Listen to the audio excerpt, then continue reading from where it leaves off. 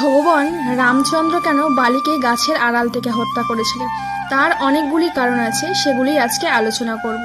ভগবদ্গীতায় ভগবান শ্রীকৃষ্ণ বলছেন, কপট ব্যক্তিকে আমি কখনোই গ্রহণ করি না। তাহলে রামচন্দ্রকে এটা কপটতা করলেন না? প্রথমেই আমাদের মনে রাখতে হবে, রামচন্দ্র হচ্ছেন পরম পুরুষোত্তম ভগবান। তিনি হচ্ছেন পূর্ণ, আমরা তার ক্ষুদ্র অংশ। যেমন আমাদের এই দেহটা একটা, আর এই হাতটা হচ্ছে দেহের অংশের কাজ হচ্ছে পূর্ণের সেবা করা। আমার যখন কোনো দেহের কোনো প্রয়োজন হবে, এই হাতটাই সেটা মেটাবে।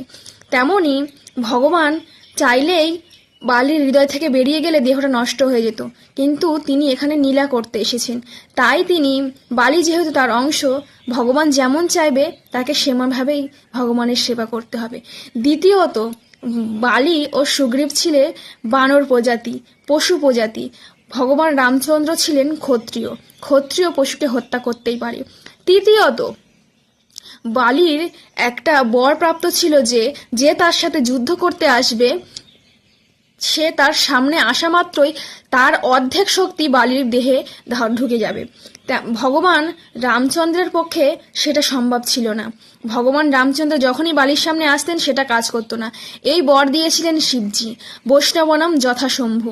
ভগবদ্গীতায় ভগবান অর্জুনকে বলছেন, হে অর্জুন, তুমি ঘোষণা করো যে আমার ভক্তের কখনো বিনাশ হয় না।